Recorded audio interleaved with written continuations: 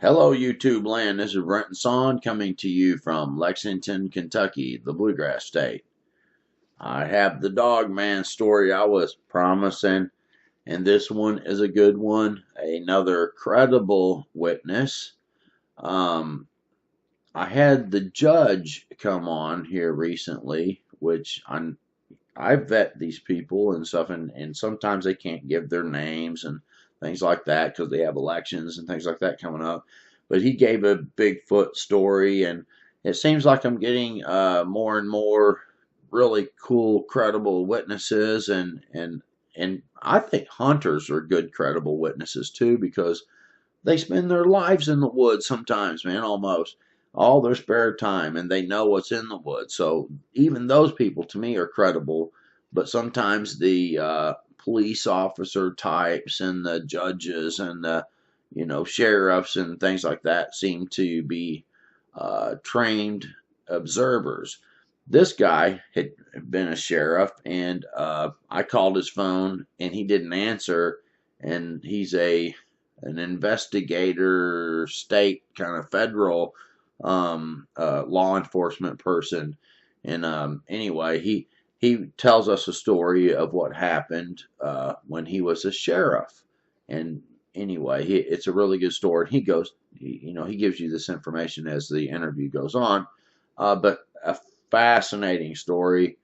The Dogman thing is just so scary. So anyway, you all have heard plenty of these Dogman things, most likely, if you've followed this channel very long and the other channels that cover this kind of thing.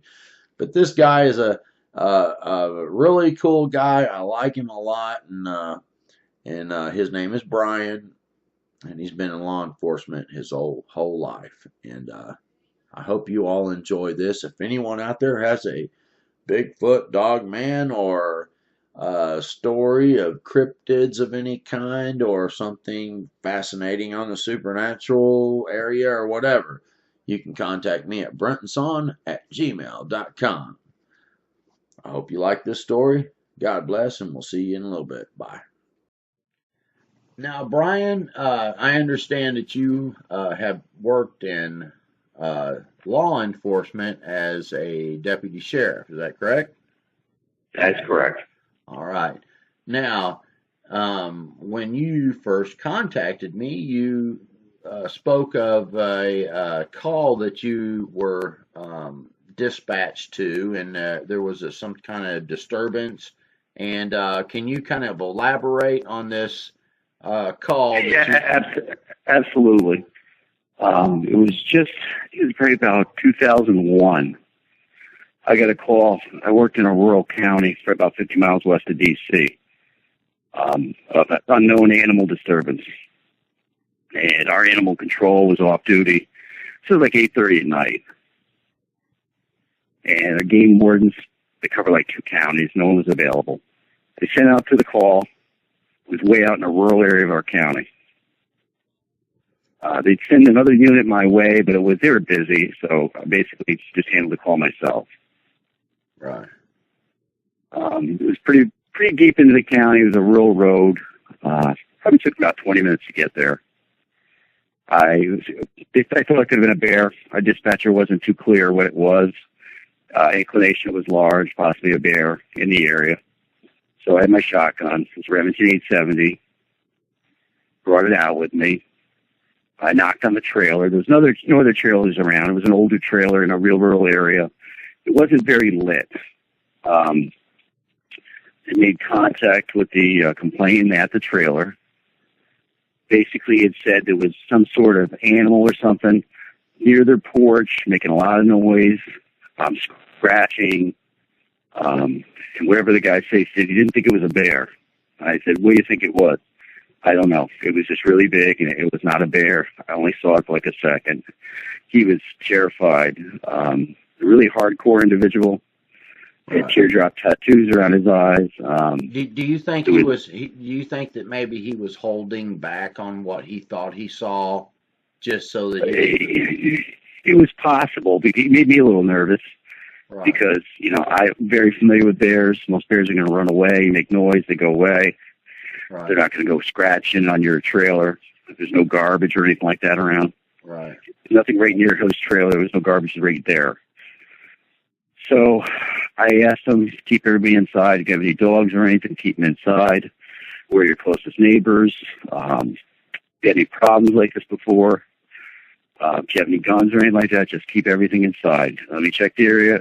I'll come back, knock on your door, and announce that I'm there. So I walked around the trailer, didn't see anything. This is probably about 8:30 at night. Pretty sure it was like November. The ground was very hard. There's a wood line probably about 50 feet to the left, almost parallel to the front of their trailer. Probably about 25 feet above that, I heard sound like a really hard rustling of leaves. It was pretty decent visibility with my tail light. I could see the leaves were falling, and I saw this object. Every bit of hair on the back of my neck stood up. I pretty much wasn't believing what I was seeing. It was literally, I lit it up, and it almost absorbed the light of my flashlight at first. It was probably between 8 and 9 feet tall. It was just literally a foot inside the wood line. Right. What I remember the most about it, it had the longest forearms I've ever seen in my entire life. It was black. I saw one pointed ear. It didn't look anything like a bear. It wasn't chunky like a bear. It was extremely wide. As it started to go away from me, I was lighting it up. I noticed it almost had a taper to its back. Right. Didn't notice a tail or anything like that. I just quickly flashed down to the legs. It looked like they were bent like a dog's legs would be. Right. And I just put it right back up. And this thing just kept walking. It didn't slow down, didn't hesitate, didn't turn my way. I lit it right on the side of its face, and it didn't even look at me. It's like I didn't even exist or didn't even care. And what kind of flashlight would you have had? It was a Kel light. It wasn't a metal Kel light. We were issued like plastic flashlights. They were like Kel lights. They're rechargeable in the car. Right. You plug them into the car and your cruiser, and it charges the light. Right. It wasn't like any of the real high power ones you have today, the real tiny, super high power ones. Right. But it generally put off a decent amount of light. Right. Yeah. And what year was this? Probably 2001. Okay, so 2001. It was after 9/11. Okay, you've already said that. I'm sorry. Now, okay, go on. So you've lit this thing up, and it seemed like it was absorbing the light, but you're lighting it up enough where it knows you're there. Yeah, I have a shotgun. In one hand.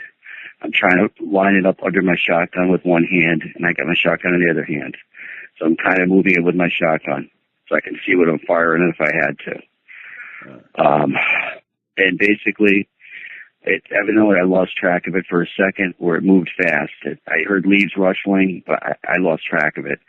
I literally walked towards inside the wood line. It was about 45 feet from the trailer. And I was very, very scared at the time.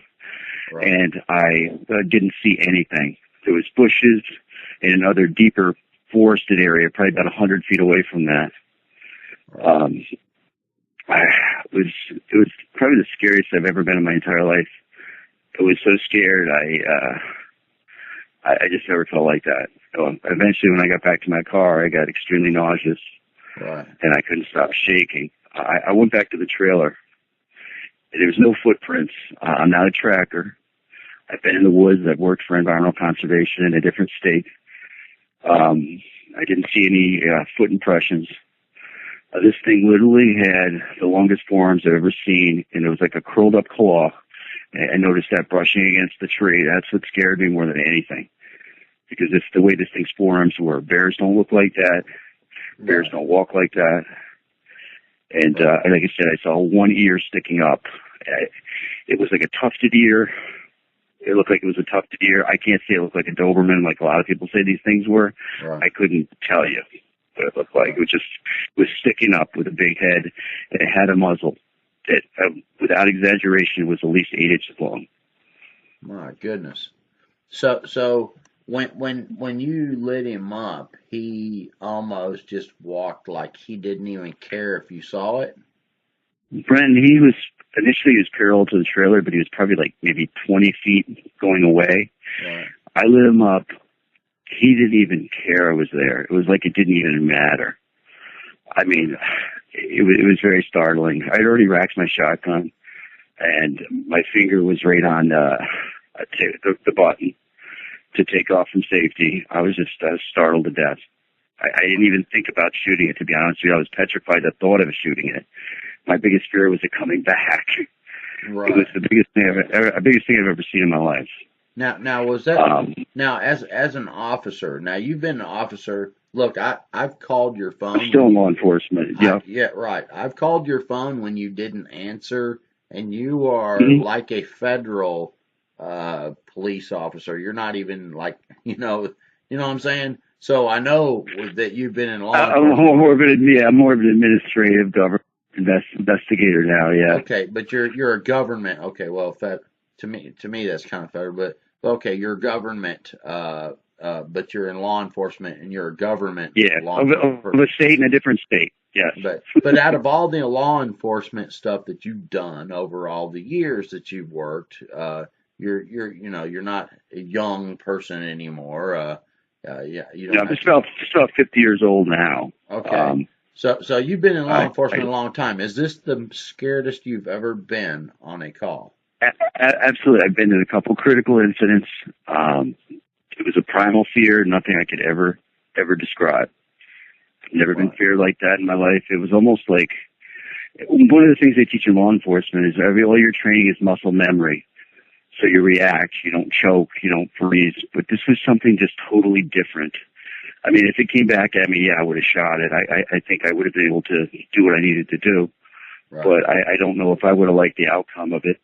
Right, yeah. I don't think the outcome would have been guaranteed for this thing. But he didn't. Go ahead. Do you think that it projected fear? Possibly. Yeah, I think definitely it did. I think it gave off something, and I've heard people talk about it. I don't know how to put it into words, but it was a fear. It was a fear like something that is not normal.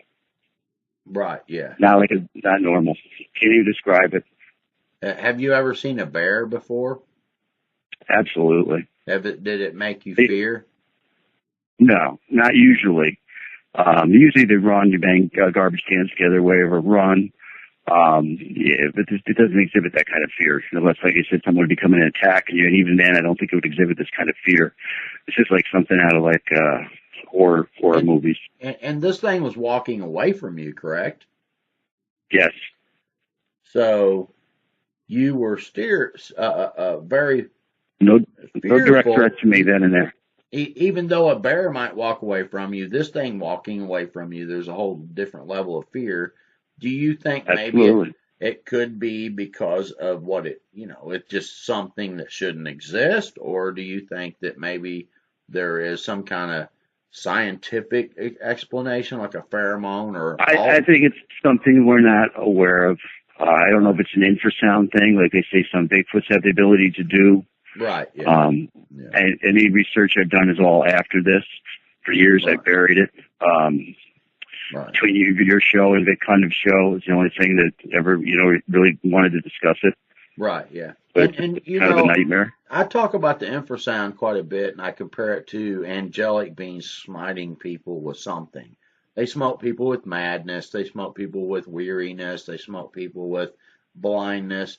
But there's one thing that the angelic realm would do sometimes. It would come and smite people with the spirit of fear.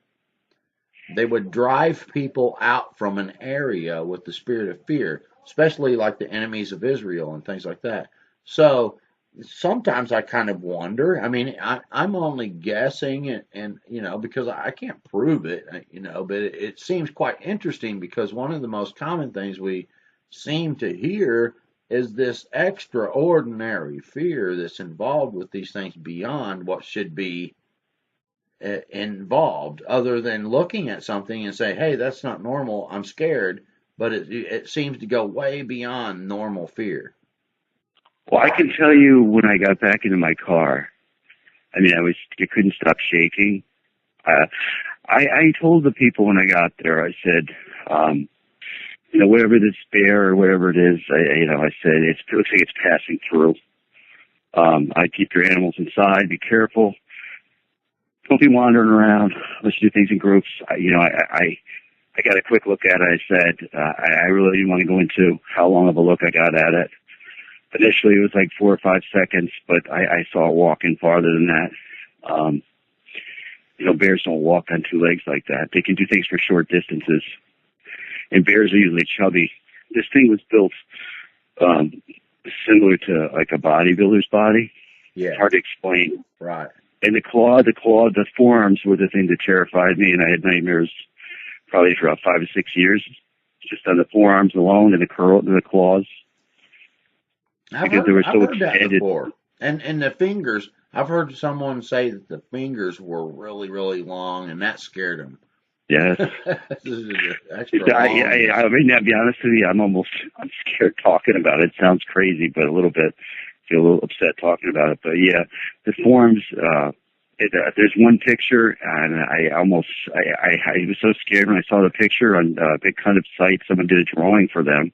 Yeah. And it's without the tail. And the one they had had a tail. The one I saw, there was no tail. Right. Yeah. The guy's name is Chris Chen, and he's a fantastic artist. And I was going to get him to do some art for me, but he did a really good job on that, didn't he? The way those hands hung down so low. There's something about that picture that it's so realistic and so scary. That's the one thing. And I remember I seen the movie Van Helsing once, and I was like, oh my God, I can't watch this. So, and I know some people say some of the other movies too, but there's just certain things that just just scary. And I'm short. I'm like 5'9". I'm in very, very good shape. Just the way I lived all my life. And this thing was just, he could care less. I mean, he could care less if anybody was there. This thing was just a superior attitude. Right. I don't think he was trying to kill anybody. I think he was going through an area and he wasn't afraid. I don't know if he was just trying to torment people by scratching at their trailer. I mean, they have an aluminum-sided trailer, so that's a pretty scary thing when you have someone scratching at.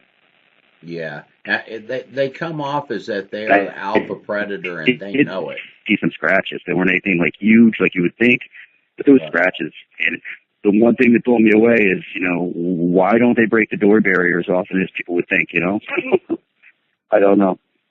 There's something religious involved in this. There's something spiritual involved in this to an extent. There has to be. Yeah. I don't believe they're the ones the very rare ones that are supposedly satanic in nature and things like that. I mean, I've heard some stories on that, and that may exist, but even rarer. I think whoever this creature is, I think it's rarer than Bigfoot. Yeah. I've talked to one of my buddies who's a game warden.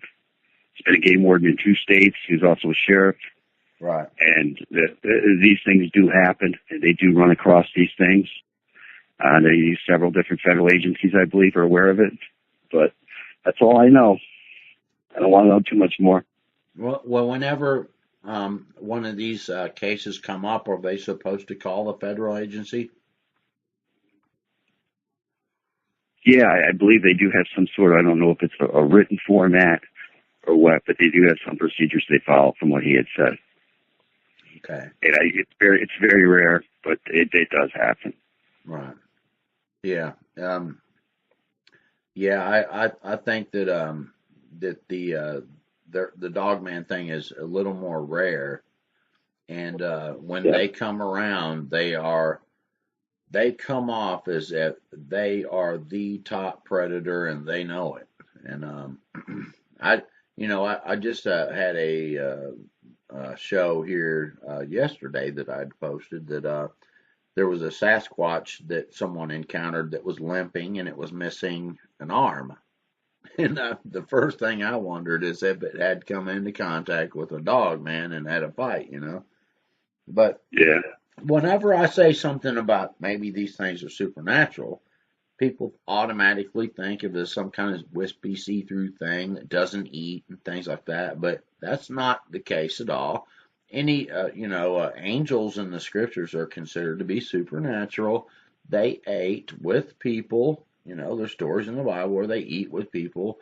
Manna was food that was given from heaven that people ate. So, I don't know where anyone ever got the fact that angels do not have bodies, because Apostle Paul said that they have flesh. They have actual Yeah. flesh, they have bodies. They have real bodies, and they eat, Yeah. and they're physical. They're physical creatures. Now, I'm not saying I know what a dogman is, but I'm saying if there was a supernatural aspect to it, it doesn't mean that it doesn't hunt and it doesn't eat, and Exactly. Yeah. if they're bound to this world, there might be some kind of supernatural aspect, but they're completely physical. They hunt deer. I know they hunt deer because there's been cases where they've been seen to take deer. And Yep. I mean, who knows for sure? But I do know that there's too many stories out there. These things are top predators of And they all. supposedly move Bigfoot out of areas too, from anything that I understand and read in the last year or so. It seems like they move Bigfoot out of the area as well. Right? Yeah. Yeah. When Dogman's in the area, those things, the Bigfoot seem to leave, and some people say that they're seen along with them. I don't know. I don't know about that. It seems in my limited understanding, it seems like these creatures are maybe the top predators, and Bigfoots for the most part. I've never seen one. I don't know. Or forest people that there's good ones and bad ones, but these Right. things tend to generally be very aggressive, especially the dog ones with the dog legs. Right. So, So well, this I know. creature you saw, for a fact, it had a dog snout, had ears, it had hocks and things like that. They had the regular dog hind leg, Yes, and it it didn't was look like like I said from the side. It wasn't anything like you'd call I think that some of them they compare it to other animals like a hyena. No, this would look more like a canine snout. okay. Big, longer than a bear, but maybe thinner than a bear. I can't tell. Can't remember. It's been so long. Yeah, because there seems to be a few different types people see. Sometimes they have the hyena looking face, but it Yeah, sounds like to me that you saw the canine type, and the those seem to forearms be is the the thing most that scared me vicious the and most. scary. Yes. I think it didn't make any noise. It didn't growl. I didn't hear anything. I heard the leaves crushing. That's it. I heard nothing else. I didn't hear it make a noise. I didn't hear it. Some people who say they hear it like biting their teeth. I heard nothing. Right. And then it was gone. So Well, I'm thinking it just ran into the wood line, farther, deeper into the woods. right. So at least it left the area when you Yeah. when you were I there. don't recall any calls back there.